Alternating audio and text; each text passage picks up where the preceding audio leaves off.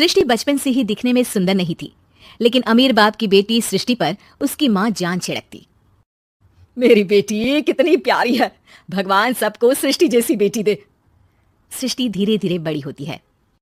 एक दिन सृष्टि की सहेली कहती है, तू दिखने में कितनी अजीब सी है, लेकिन मैं जानती हूँ हम सब में सबसे अच्छी शादी तो तेरी ही होगी। तेरे पापा अमीर जो हैं। और बता नहीं सकते यार, दहेज तो हर कोई देता है, ये क्या ज्यादा ले जाएगी अपने पति के लिए? अरे बड़े शहर में कोठी है इसके पापा की। अरे पापा की है ना, कौन सी इसकी है? इसकी होती तब तो कोई भी लड़का इससे शादी कर लेता। अरे पापा की मतलब पापा की है तो मेरी ही है ना? किसने कहा? अब तेरी तो तब होगी ना जब तेरा भाई ना हो। वैसे भी शादी के बाद सारी प्रॉपर्टी भाई के नाम होती है। सृष्टि समझ जाती है कि उसे किसी भी हालत में माँ बाप की सारी प्रॉपर्टी को अपने नाम करना है, लेकिन कैसे? एक दिन सृष्टि का भाई शीनू कहता है, बहन क्या कर रही है? तुझसे एक बात करनी है। अरे हाँ हाँ करना, मैं तो तेरी बहन हूँ। बहन मेरी लाइफ में ना एक लड़की है, बहुत अच्छी है। मैं सोच रहा हूँ माँ और पापा से बात करूँ शादी के लिए। सृष्टि को समझ में आ जाता है कि भाई की शादी होते ही भाभी उसे एक दिन भी घर में बर्दाश्त नहीं करेगी। क्या बात है भाई, बताना कौन है वो? यार वो बहुत अच्छी लड़की है, पढ़ी लिखी है, मेरे साथ जॉब भी करती है। बस एक प्रॉब्लम है। प्रॉब्लम? क्या प्रॉब्लम है भाई? यार वो शादीशुदा है, लेकिन उसके पति ने उसे सिर्फ इसलिए छोड़ दिया क्योंकि उसके माँ बाप दहेज नहीं दे पाए। सृष्टि ये सुनकर न जाने क्यों खुश हो जाती है। अरे भाई तो क्या हुआ, लड़की तुझे तो पसंद है ना?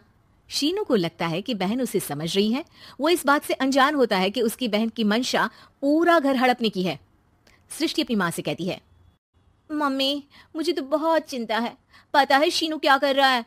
अरे क्या कर रहा है, वो तो काम पर जाता है और वापस घर आता है।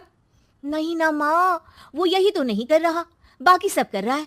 आपको पता है उससे प्यार है, और वो भी एक शादीशुदा लड़की से। ये क्या हो गया? मैं सोसाइटी में क्या मुंह दिखाऊंगी? अरे तेरे पापा तो यही कहेंगे कि मैंने ही उसे बिगाड़ दिया है। माँ देखो, मेरी बात मानो, पापा पर भी विश्वास करने की जरूरत नहीं है। अब आप ही बताओ, पापा इतनी देर घर के बाहर रहते हैं क्यों? बोलो। अरे बेटा वो तो नौकरी करते हैं ना। तू बहुत भोली है माँ, पापा का ऑफिस तो 7 बजे खत्म हो जाता है, लेकिन देखो कितनी देर से आते हैं। अरे नहीं नहीं बेटा, ऐसी कोई बात नहीं है। सृष्टि माँ को एक औरत से बात करते पिता की फोटो दिखाती है। देखो माँ कैसे हैं पापा, मैं ना कहती थी कि पापा सही नहीं है। मैं तेरे पापा से बात करूंगी, दे फोटो मुझे। ओ माँ वो तो डिलीट हो गई। लेकिन चल, तूने तो देख लिया ना, पापा से बाद में बात कर लेना, और हाँ मेरा नाम बिल्कुल मत लेना। हाँ माँ। अब क्या था, सृष्टि की माँ और पिता के बीच झगड़ा होना शुरू हो जाता है। सृष्टि के मन में क्या चल रहा था कोई नहीं जानता था।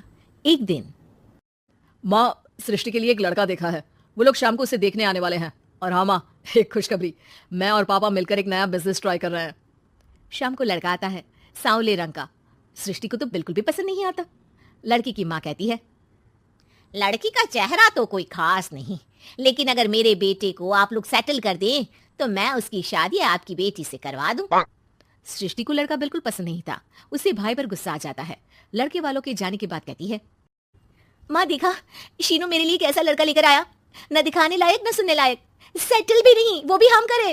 अरे माँ मैं जानती हूँ ये मेरी शादी किसी भी घर में क्यों करवाना चाहता है। अरे कैसी बात कर रही है बहन, तूने तो देखा ना, लड़के को मैंने ही मना कर दिया तुझसे शादी के लिए।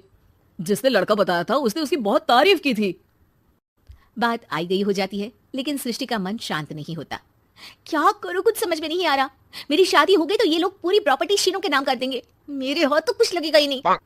तभी सृष्टि को आइडिया आता है। वो किसी वकील को फोन करती है। जी देखिए, अगर आपके मम्मी पापा का तलाक हो जाता है तो आपके पिता की आधी प्रॉपर्टी आपकी माँ के नाम हो जाएगी, फिर उसे वो किसी को भी दे सकती है। सृष्टि अब माँ को बेटे के खिलाफ भरती है। माँ शीनू पर नजर रखा करो, वो जिस लड़की के प्यार में है ना वो शादीशुदा है। यहाँ आएगी सारा पैसा रुपया जमीन जायदाद सब हड़प लेगी। पापा का भी हाल तुमसे छुपा नहीं है। ऐसा ना हो कि मैं और आप एक दिन सड़क पर भीख मांगे। भगवान, मैं तो जीते जी मर जाऊंगी अगर ऐसा हो गया तो। ऐसा हो गया नहीं माँ, ऐसा ही होगा। अभी समय है, आगे का सोच लो। मैं तो कहती हूँ पापा से आधी प्रॉपर्टी लेकर अलग हो जाओ। पापा की आधी प्रॉपर्टी भी हम लोगों को अगर मिल जाती है ना तो अगले 7 जन्म सफल समझो। बेचारी माँ बेटी के कहने पर पति से तलाक लेकर अलग हो जाती है। सृष्टि अब पैसों से गाड़ी और अपने दूसरे महंगे शौक पूरे करने लगी। उसके दोस्त भी उसके पैसे इस्तेमाल करते। सृष्टि, कल तुम कहाँ थी?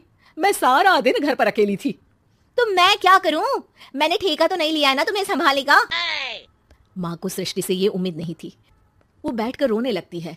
वहीं उसका पति यानी कि सृष्टि के पिता आ जाते हैं। मैं जानता था कि तुम्हारा यही हाल होगा, तो आपने मुझे रोका क्यों नहीं? मैं रोकता तो तुम रुकती क्या? सृष्टि के कहने पर तुमने मुझ पर अपने बेटे पर शक किया, लेकिन तुम ये भूल गई कि कैसे हम दोनों ने मिलकर जीवन में इतना सब खड़ा किया। माँ पति के गले लग जाती है। मुझे माफ कर दीजिए, मैंने आपकी कमाई का एक बड़ा हिस्सा गवा दिया। कोई बात नहीं, तुम साथ हो तो मैं ऐसी 7 प्रॉपर्टी खड़ी कर दूंगा। तभी वहां सृष्टि आ जाती है रोते हुए। माँ, मयंक ने मुझे छोड़ दिया। वो बोल रहा था जब तक मेरे पास पैसे थे तब तक ही वो मेरे साथ था। पापा, माँ, मुझे माफ कर दीजिए।